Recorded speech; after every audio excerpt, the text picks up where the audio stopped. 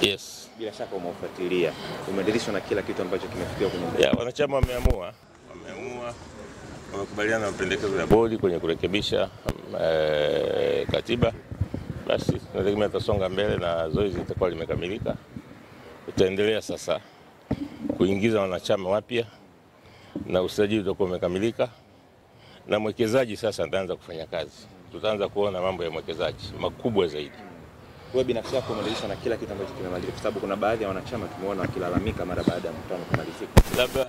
Labda utaratibu hawakuelewa, kwa sababu waliulizwa kama kuna tatizo lolote. Mgeni anasema mkutano kufungwa kwa itifaki ambayo ilitakiwa kufungwa, lakini marekebisho yaliwasilishwa na waliulizwa maswali na wakapiga makofi.